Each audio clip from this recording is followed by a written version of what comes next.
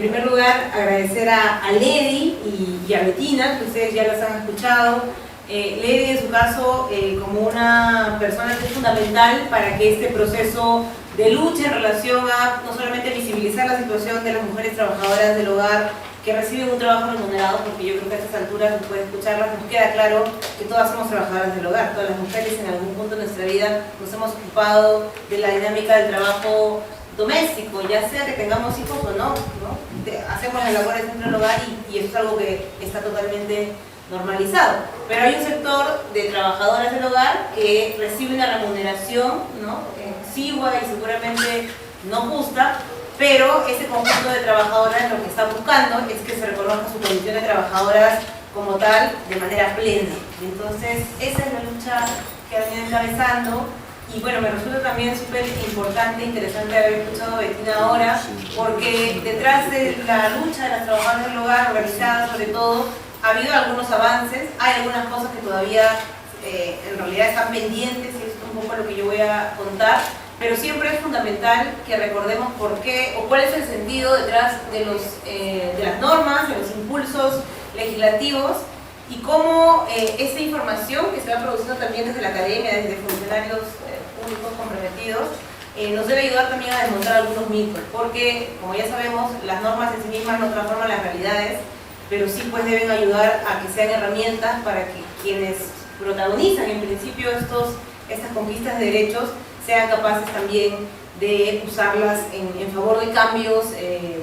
culturales, cambios en la sociedad que permitan su cumplimiento. Una de las cosas más difíciles en nuestro país es que se cumplan las normas, pero creo que si existen justamente sindicatos de trabajadoras del hogar es para eso, para que las normas no se queden en el papel y para que podamos hablar efectivamente, espero, no de mucho tiempo, de una situación distinta y una comprensión distinta de la actividad de trabajo del hogar.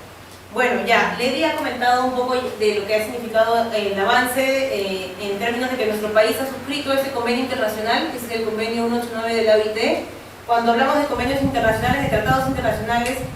a nosotros nos ocurre temas que no tienen que ver directamente con la situación más cotidiana de las personas, ¿no? Su derecho al trabajo, sus derechos fundamentales,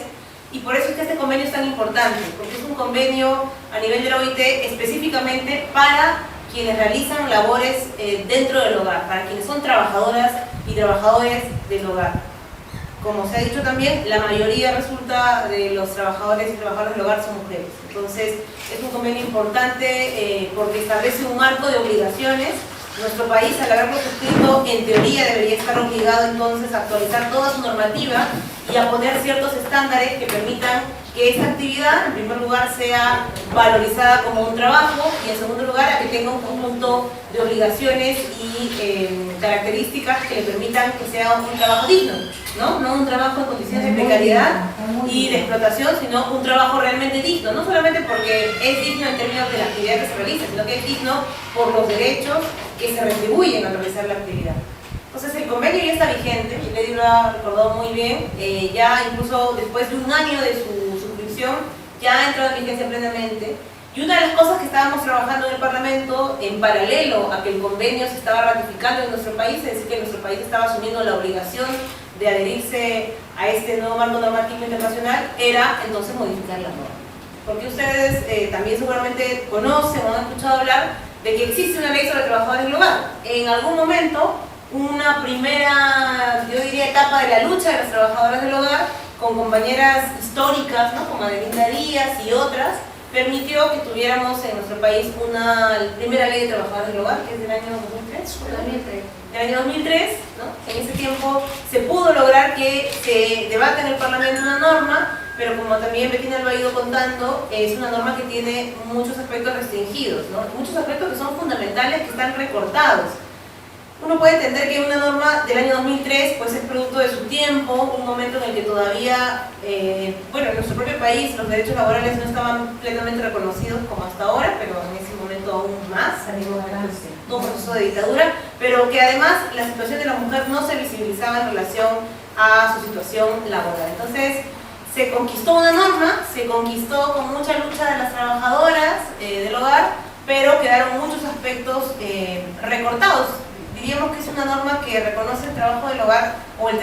la actividad dentro del hogar como una especie de situación intermedia, un casi empleo, ¿no es cierto? Porque hay algunas cosas en las que, por ejemplo, se establece la obligación de las vacaciones, los ETS, pero recortado, como si fuera una actividad del ámbito privado, pero que no merece el mismo estatus que otras actividades del ámbito privado. Es decir, si yo contrato a cualquier persona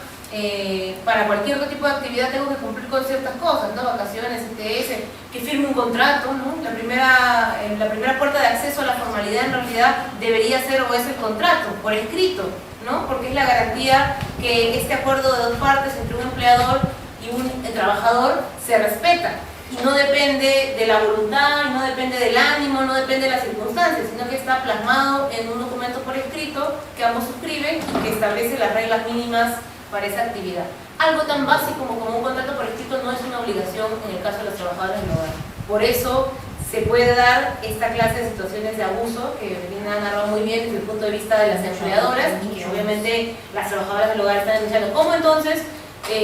continuar en pleno siglo XXI, en el año 2020, con una norma que para empezar ni siquiera reconoce la obligación de que una trabajadora pueda tener un contrato suscrito por ella, con su empleadora, y como también se ha mencionado acá muy bien, en algunos casos hay un tercero, que es el que sí suscribe un contrato, ¿no es cierto? Como si fuera una especie de, digamos, aceptación de que hay alguien en esa relación laboral que no tiene el estatus suficiente para suscribir el contrato. Entonces, la empleadora o el empleador está más acostumbrado a suscribir un contrato con una agencia que con la persona que está cotidianamente en su casa realizando la actividad laboral. Entonces, eso es algo que, por ejemplo, está en la ley que hoy está vigente y eso es algo que queremos cambiar en este nuevo proyecto de ley que se ha venido impulsando, sobre todo por el empuje de las compañeras sindicalizadas. Es un aspecto básico, pero a muchos todavía les cuesta entender que ese aspecto tan básico y fundamental no es un asunto de burocracia, no es un asunto de trámite adicional que hace engorroso la formalidad, sino que es un asunto que debería estar en nuestro sentido común. Para cualquiera que pretenda contratar a una persona para realizar estas actividades que muchos hacemos naturalmente siendo mujeres, o muchos intentamos hacerlo de manera compartida en un hogar, pues debería también ser un sentido común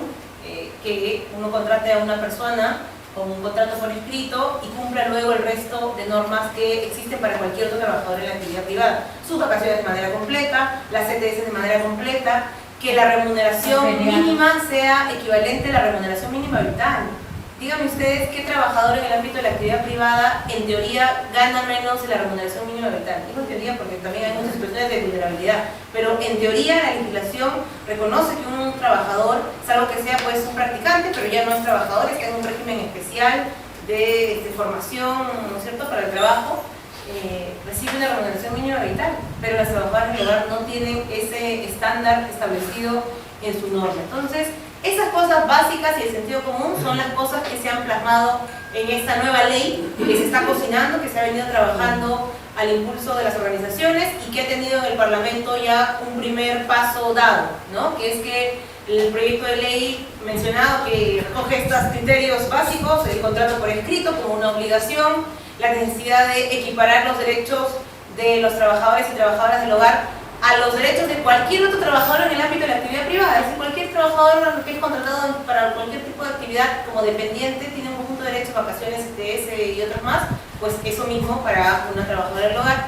y que la remuneración mínima sea equivalente a la remuneración mínima vital, que nos parece algo también de sentido común, y más cuando se cumple una jornada completa, y una jornada que en muchos casos no solamente es la jornada como tal, sino que se extiende a otro tipo de, a más horas. Entonces, esos son aspectos que hemos colocado en el proyecto, aspectos nuevos que han surgido a la luz de las luchas de estos últimos años, como la necesidad de fiscalizar efectivamente el cumplimiento de estos criterios, ¿no es cierto?, que SUNAFIL, que es la Intendencia de Fiscalización Laboral, pueda intervenir en espacios que en teoría son privados, ¿no? Para SUNAFIL, bueno, ya es difícil intervenir en espacios laborales comunes, ¿no es cierto?, en empresas, en fábricas, en como fuera, y hay una dificultad adicional que no debería ser tal, pero que es una dificultad que se debe corregir con esta norma, que es que SUNAFIL pueda también intervenir en espacios de trabajo que son al mismo tiempo hogares, ¿no es cierto?, y que no haya esta restricción poco racional de limitar la fiscalización laboral cuando se trata de un hogar. Bueno, si en ese hogar, que tiene todo el derecho a tener la privacidad y la reserva del caso, hay una persona laborando, pues SUNAFIL tiene que tener la posibilidad de entrar a fiscalizar y a garantizar que se estén cumpliendo derechos fundamentales, derechos del trabajo, pero también derechos a situaciones de vulnerabilidad que muchas veces se ocultan cuando se habla de la actividad del trabajo del hogar. Creo que para todos, y alguna vez lo hemos escuchado, situaciones en las que se maltrata física, psicológica o sexualmente a las trabajadoras del hogar, que se les trata mediante formas discriminatorias racistas, ¿no es cierto? Excluyéndolas no solamente del espacio común en el hogar, sino también cuando tienen que salir a trabajar fuera, por ejemplo, cuando cuidan a los niños en otras instancias donde va la familia, se hace esta diferencia de, en fin, hasta los servicios higiénicos que se usan, si el uniforme, si pueden sentarse a la mesa. Ese tipo de prácticas discriminatorias van muy fuertemente ligadas a la actividad de trabajo del hogar y por lo tanto tienen que ser objeto también de fiscalización. Eso es algo que también está intentando plasmarse en esta nueva ley. Y algunos otros aspectos que nos parecen también importantes a propósito de lo que se ha ido comentando, ¿no? El rol que cumplen estas agencias de intermediación. Ya no solamente estamos hablando de las agencias tradicionales de colocación de empleo. Nosotros hemos visto proliferar en los últimos años un modelo de contratación de trabajadores y trabajadoras precarios usando estas plataformas tecnológicas, ¿no es cierto? Ya tal vez no nos sorprende mucho encontrar estos servicios de movilidad y de taxi a través de plataformas, y ahora también hay una modalidad de contratación de trabajadoras del hogar por estas plataformas tecnológicas. Es algo que nos sorprendió mucho cuando estuvimos discutiendo la norma. A muchos les parecía algo positivo, decir que bueno, vas a bajarte tu aplicación ahora al celular y ahí vas a poder encontrar el servicio de la trabajadora del hogar. A cualquiera le parecería positivo si fuera algo que directamente nos permitiera entrar en contacto a trabajadoras del hogar disponibles en el área geográfica donde tú estás. Pero saber que esos servicios en realidad son otra forma de intermediación y de precarización en realidad nos suma mucho a la causa que ellas vienen emprendiendo, así que también hemos tratado de entender esa nueva dinámica colocando una regulación para esos servicios que ahora por plataformas pretenden nuevamente subcontratar trabajadoras del hogar para apropiarse en realidad de una parte de la ganancia, de las remuneraciones y finalmente de su trabajo. Estos son algunos de los aspectos que hemos considerado. El dictamen que se aprobó en la Comisión de la Mujer, además, que fue un dictamen multipartidario que recibió muchos aportes, muchos de ellos muy interesantes, pone énfasis también en la particularidad vulnerabilidad de las mujeres trabajadoras del hogar por razones, como ya mencionaba, de discriminación racial y cultural, étnica. Eso es algo que explícitamente lo hemos colocado como una causal de protección adicional. Se coloca también un mecanismo de intervención inmediata en casos, por ejemplo, de violencia de género, que es algo que también tiene que ser, o sea, no deberíamos esperar a que SUNAFIL actúe o a que, por ejemplo, en el caso de violencia contra la mujer, exista un procedimiento rápido, lento, sino que se ha incluido que exista un procedimiento inmediato de intervención, incluso para poder ingresar al hogar si es que hubiera una situación de alerta de violencia contra una trabajadora del hogar. ¿Por qué? Porque los trabajadores del hogar, como digo, además son mujeres y están en una situación de particular vulnerabilidad. Entonces, este dictamen, en fin, que ha ido recogiendo esos aspectos, como digo, avanzó en una primera etapa en la Comisión de la Mujer. Esperamos que el siguiente Congreso, que ya está a puertas de instalarse, de asumir sus funciones, ponga esto como prioridad, porque sobre esto no solamente hay una obligación, como ya se está recordando acá, hay un convenio internacional que ya está en vigencia, o sea que ya nos está obligando como Estado a adecuarnos normativamente, sino porque además hay, creo yo, la necesidad de ir erradicando un sentido común que, ahora que Bettina lo iba comentando así tan detalladamente, yo le agradezco mucho esa investigación y que haya podido compartirla con nosotros, porque de verdad que lo que hace es, más que describir una situación de explotación o de precarización común, que es verdad que la vivimos hoy en el Perú como algo natural, y claro, alguien puede decirme, bueno, como si ustedes piden derechos para un sector cuando la mayoría de trabajadores son informales. Sí, es verdad, la mayoría son informales en nuestro país, la mayoría de trabajadoras del hogar también son, entre comillas, informales, a pesar de que la ley vigente es una ley muy flexible en términos de derechos, con lo cual se cae esta hipótesis de que flexibilizar las normas laborales contribuye a la formalidad. Esto ya se lo hemos dicho al Ministerio de Economía y Finanzas varias veces en el debate del proyecto de ley, pero además de la informalidad y la precariedad, cuando Bettina describía esta mirada de las empleadoras, en realidad, más que precarización y discriminación, uno lo que piensa es en un pasado que uno pensaba un poco más lejano, pero de explotación casi gamonal, ¿no es cierto? Una mirada casi de propiedad de la trabajadora, no es solamente una persona que está siendo, vamos a decirlo, explotada laboralmente o discriminada laboralmente, sino una persona que está siendo casi tomada como parte de la propiedad familiar, ¿no es cierto?, de la empleadora. La empleadora tiene asumido que puede involucrarse en su vida íntima, en su vida personal, en sus dinámicas particulares, puede casi asumir incluso una mirada de su cuerpo y de su salud, de su imagen totalmente subordinada. Eso es algo que en el siglo XXI no se puede permitir. O sea, esta mirada, como digo, de esclavitud casi, es algo que debería estar fuera de cualquier tipo de análisis a esas alturas de la historia. O sea, sinceramente, una cosa es hablar de precariedad y explotación y cosas que nos gustaría transformar rápidamente, y otra cosa es hablar casi de esclavitud en la mentalidad de las empleadoras en nuestro país, de muchas de nuestras familias seguramente, incluso también, porque una cosa es salir de la puerta de tu casa hacia afuera, incluso seguramente reclamar derechos hacia afuera para otros y para ti, y otra cosa es dentro de tu casa no mirar que quien hace las labores que tú ya no puedes realizar, ya no quieres realizar, o tienes la suerte de no poder realizar para dedicarte a otras cosas, pues es una persona que tiene derechos equivalentes, ¿no? Entonces creo que es fundamental esto para reforzar la discusión parlamentaria que quedó pendiente, porque ahora que he escuchado esto, recordaba con Lady, sí, yo también he tenido la suerte de poder escuchar a algunos empleadores ser honestos en relación a su mirada sobre sus propias trabajadoras del hogar, y esos empleadores han sido mis ex colegas, porque en los debates del dictamen y del proyecto de ley, muchos de ellos decían cosas similares a las que tú dices, y que tus entrevistadas las decían con cierta reserva tal vez, ¿no es cierto?, hasta con un poco de vergüenza probablemente de reconocerlo ante ti, pero como congresistas de la República podían decir algo tan parecido a lo que tú has dicho en debates públicos. Decían, por ejemplo, y lo recordamos muy bien con Ley porque estuvimos en ese debate, un congresista que además,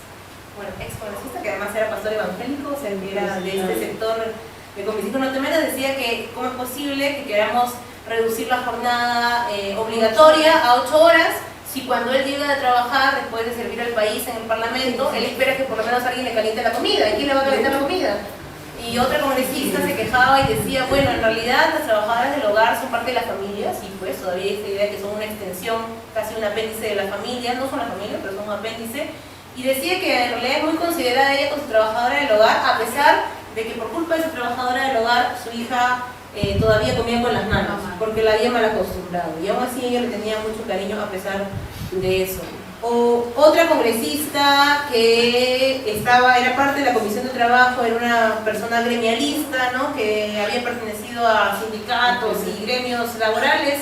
del sector salud, decía que cómo es posible que pretendamos pagarle la remuneración mínima vital a una trabajadora del hogar, es decir, alguien que no tiene formación mayor, si en el sector salud un trabajador CAS en algunos casos también gana la remuneración mínima vital. Entonces, ¿cómo es posible que le exijan lo mismo a una familia donde la cabeza del hogar es CAS del sector salud y gana lo mismo? Entonces, ¿cómo va a poder costear eso? Bueno, ¿cómo va a costear? No va a poder costear. Entonces, lo que vamos a tener que reconocer es que no debería tener una trabajadora del hogar, y que lo que hace falta también, por otro lado, es que el Estado empiece a desarrollar políticas accesibles de cuidado para familias pues que no podemos costear una trabajadora del hogar a tiempo completo, y que probablemente, con el mejor de los casos, podremos contratar por horas, o que tendremos que buscar servicios que sean públicos y accesibles para la mayoría de nuestras familias que somos trabajadores. Entonces, quería compartir algunos de esos testimonios también de empleadores, ex congresistas, autoridades que en su momento tuvieron que debatir este dictamen, que afortunadamente pudo avanzar, como digo, un primer paso. El cierre del Parlamento dejó esto pendiente de ser debatido en la Comisión de Trabajo, pero realmente esperamos que pueda ser esto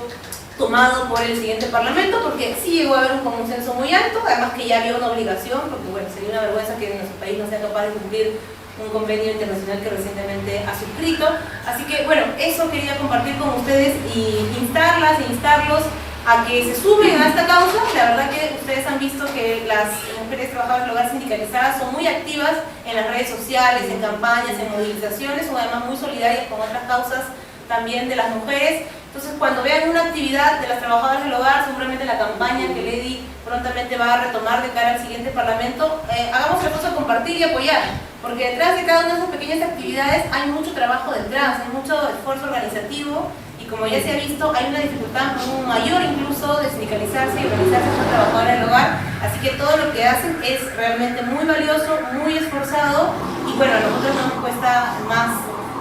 que el esfuerzo de compartir y difundir lo que ellas también vienen exigiendo. Gracias.